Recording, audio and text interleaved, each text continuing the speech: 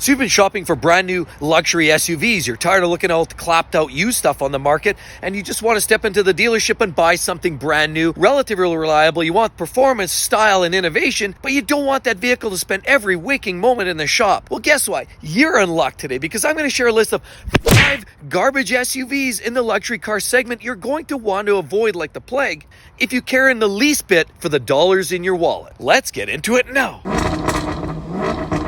Life's too short to drive boring cars.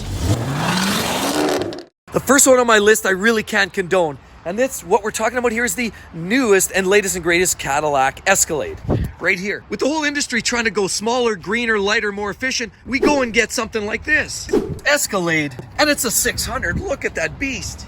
Massive exhaust tips on it. Look at the oversized lights on the back. This is nothing short of a hearse. But look at the side of this thing. It's as large as a bus, and I just keep going and going and going. Of course, we have soft touch handles there, and of course, drop down step guards right there too. Massive wheels in the Cadillac world. Now, I do love these front lighting, fog lights as well as the headlights themselves. Now it's that grille that you're paying so much money for, and that's just what some people want. They want that emblem so that when they're bearing down on the little Honda Civic in front of them, that they definitely feel overpowering and overburdening. Now, what about inside? Well, we have a great mirror. Look at that gorgeous piece. And the interior is really well decked out. The latest and greatest heated, cooled seats, all the technology, wood grain interior, beautiful. But it's not just being socially irresponsible by driving a tank like this, why you don't necessarily want to drive this. There's a few good reasons. Number one, you're paying an exorbitant amount of money for a vehicle that's essentially a rebadged Yukon. Why would you do that? That's one issue. There's also lemon laws more or less applicable when you do some research online, some technology that's biting this vehicle in the rump. For example, we've got that emergency braking system, which either works when it shouldn't or doesn't when it should. And that's what's essentially to help stop the vehicle. If you don't see it as a driver, if somebody's walking in front of you, it'll stop inadvertently. Now that has been a significant issue, as well as the super cruise control. That's been problematic as well, to the point where customers having to take their vehicle into the shop time and time and time again. How about airbag lights? Yes, that's been a problem too. Lots of electrical issues. The overall build quality isn't that hot either. And not only that, where do you park a behemoth like this? This almost needs a property tax anywhere you put it. It's just so large. But the big issue with these vehicles has to do with the engine in there, and that's why I can't condone these, is because GM has had a lot of issues in recent years with the 5.3 and the 6.2 liter V8 engines that have lifter rocker problems. Yes, those engines have issues. Transmissions as well have been problematic with a lot of the GM products, which this is consistent with, that it shares a lot of parts with the GM pickup trucks. So at the end of the day, there's no way I can possibly condone a brand new Escalade. You look at a Lexus LX if you want something a little bit bigger. Now the next offering I have is, well, what's parked back here? It is a gorgeous unit, and some would argue it's not a true luxury vehicle. In fact, it's probably got far more luxury amenities than many luxury brands. So let's review that and talk about why this is one that really shouldn't hit your radar if you're thinking about buying a luxury SUV. But first, let's take a look around. I mean, beautiful headlights. I would say that whole front end is very imposing, and that's why this is going to be a very attractive full-size SUV for a lot of people. And it's the latest from Jeep, and it's a Jeep Wagoneer right there.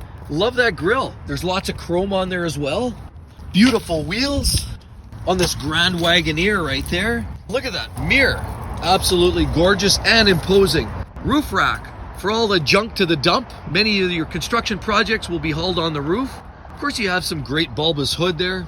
And it's very imposing, very much like a Cadillac Escalade, but with a shortened back end on it right here. And you've got lots of chrome on the back end. Look at the finishing of that. Talk about very, very imposing. Almost has sort of a 70s motif there. What's with that chrome look? That's a little bit too much bling in my opinion. But there we go. Great taillights. That's a unique look on this Grand Wagoneer. And lots of little badging to tell you how special this thing really is. And it's the Quadra Drive.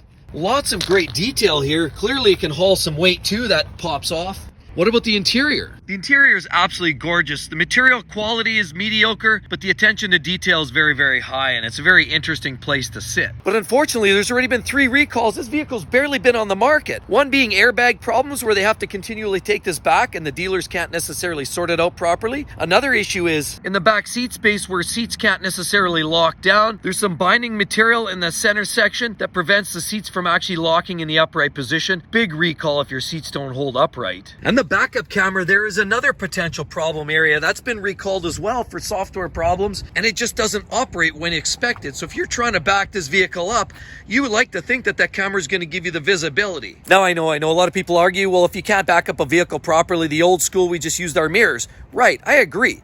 However, unfortunately now all the mandates say that every vehicle sold today have to be sold in North America with a properly functioning backup camera, clearly recalled. And that just speaks to the whole idea of what's going on with this Grand Wagoneer. In my opinion, these few little electrical and material fitment problems are just signs of what's imminent. We know that historically Dodge, Jeep, Chrysler have issues with transmissions, sometimes oil burning and engine internal issues. And electrics would only be my prediction, but if I were a betting person, I'd say because this thing is taken to a whole new level in terms of performance, technology, I would almost guarantee you're going to have a lot of problems along the way. Not necessarily a safe bet, maybe go with the Lexus GX or LX series instead. And the next one is what we have right here. And this is a Maserati, and it's an SQ4 Levante right there. You gotta love it, right? You've got all kinds of great exhaust tips right there. You've got that flared hips here, which makes it look aggressive. But then you get this Pep Boys Canadian Tire style front grills on there. Looks cheap. Great headlights though. And I love that open vent style. Great to catch birds in there. You'll definitely eat up a lot of fowl and wildlife on there. But it's that trident that is very, very cool and impressive by Maserati. Of course, you got some big wheels and then wonderful yellow calipers tucked in behind there. Average looking mirrors.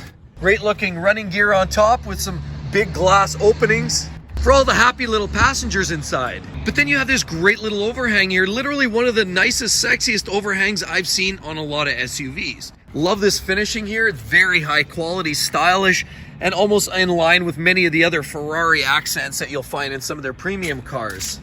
Great styling, but a relatively small rocker. So from a styling perspective, it looks wonderful. And if you want something new and unique, you can get a Maserati, which is essentially the baby brother of Ferrari. So for those that have to have it, I get it. And what does the interior look like? Well, let's take a look. Very cool from a styling perspective, but as a lot of journalists have commented, the quality of fit and finish just doesn't feel like it's up there with this level of vehicle. Feels more like a Chrysler minivan or a Jeep Grand Cherokee interior. But there's been issues. For example, some people have reported the rear tailgate not closing properly or that the engine has stalled on several occasions. There's also some NHTSA issues. For example, recalls related to wiring underneath the power seats that are starting to rub and they'll wear away, potentially causing it an electrical fault. So as great and sexy as this vehicle looks, and if you really have to have it, I understand, but there's just too many quality control issues and the cost is just too extreme, especially considering Maserati suffers some serious depreciation far in excess of anything that you'll find from the German manufacturers. And so buying into one of these is a real commitment on the financial side of things. Great. If you want to lease it for 2 or 3 years and you get the experience, absolutely. If you want to plan to hold on to this for 10 years, I'd be careful, think twice. If I can offer up one better, think about maybe a Porsche Macan if you need an SUV that's high performance, stylish, and a little more durable. And the next luxury SUV that was very promising back in 2017 when it was released, but sadly makes our list because of a whole host of different issues, and we want to walk through that. But let's take a quick look around and explain what some of the great looking things are and why people are buying these, because clearly I'm seeing them out on the road. Let's take a look. Here we have clearly, it's a Range Rover, it's pretty obvious, and they have some great headlights as the modern day Range Rovers do with LEDs. Beautiful wheels. Of course, look at these great accents along the side, high gloss, more high gloss on the mirror, and even more high gloss on top. Look, lots of glass on the roof as well to let light into for the little passengers who are enjoying the ride in the lap of luxury. Very cool little detail along there, and along the sides too. You'll like that 3-tone trim right there. How about along the front? You see a better wearing plastic on the front splitter, and then you even have some great little inlets there, and these great little handles which are flushed, but unfortunately are a source of some of the problems. Circling around, LED taillights, all the way across, looks great on this Velar right there. So what's the problem with this beautiful Velar? Where should we start and where should we end? Well, let's take this from the top. It's the door handles. There's lots of talk about these door handles. Sometimes them hanging up. They don't open, they don't close, or you start driving away and they actually should close automatically. That's the intent anyway, but they don't always do that. A lot of times it's a lack of lubrication, and the dealers are getting sick and tired of dealing with customers that are whining about that. Also, they jam up pretty good in ice and snow. So as you can see, you've got some fine tolerances there. But you get a little ice melt and snow and freezing overnight, and all of a sudden those things won't even open. So it's a real pain to actually get your doors open in the winter. When things get below zero, it gets just ugly. And another thing has to do with electrics. They have very accelerated battery drain, sometimes actually right overnight has been in many cases reported. And another issue is sometimes the transmission. And you can see that beautiful little controller down in there amongst the rest of the high quality looking interior actually gets jammed in park. Now that's an electrical issue and it's related to the rear brake lights. Brake light switch doesn't send the signal to the computer doesn't think it's safe to go, and therefore it doesn't allow you to switch it out of park and into a gear. Small issue, but a pain in the schwanz. Other issues related to the center screen inside goes black, sometimes doesn't come alive. Bluetooth pairing sometimes doesn't work. And a lot of other generic electrical issues just seem to creep in from time to time. Sometimes they're phantom, sometimes they're not. The next one's an ugly one. It's related to the transmission. Obviously, transmission engine are critical in engaging the wheels to move that vehicle down the road. And there's a problem with it. What is that? We can get transmission faults there, tucked under there.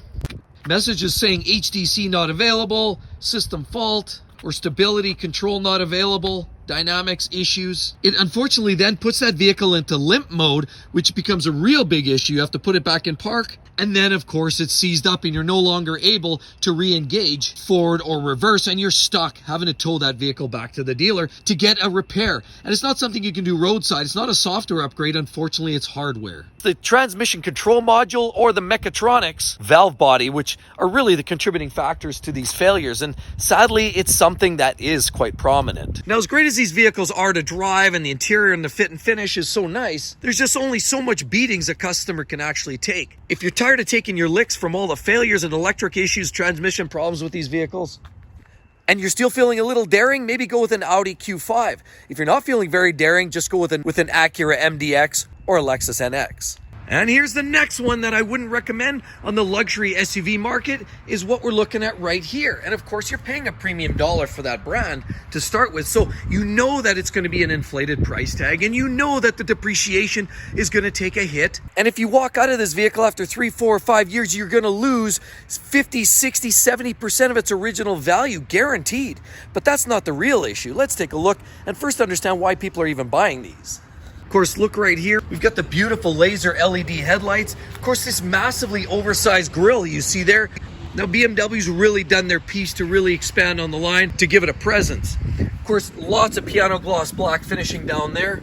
Massive oversized wheels, big calipers. And of course, you get this beautiful little front panel accent right there. Of course, you've got soft touch on there, soft touch as well on there. And circle around to the back, you've got absolutely beautiful rear finishing on here.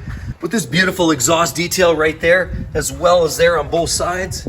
LED tail lights, huge running rack on top to haul your roach infested couch to the dumpster. Of course, you've got this beautiful tuck away mirrors, and love this two-tone look. You've got gray here, gray there, you've got a little black above that. And then inside, BMW definitely never fails to impress with the interior quality and fit and finish, design themes, and the technology with their newest iDrive system that trumps all other oncomers. So what are we looking at here? Well, we're looking actually at a BMW X7 right there, as you can see. Now, the X7 is clearly BMW's upscale largest SUV on the market. Now, it's very prominent and it's very bold, but it's also very expensive, and it's got every piece of technology you can possibly know to mankind in this vehicle. But there's a lot of problems with that, and that's why I wouldn't necessarily recommend this for anybody looking to get in and out. Sure, a 3-year lease might be a good option if you really want to taste the essence of this car. But if you think you're going to hold on to this 6, 7, or 8 years, think again, because guaranteed you're going to start to be saddled with some significant repairs. I'll give you some examples of some things that are already well known that are fail points on these cars, and these aren't even that old yet.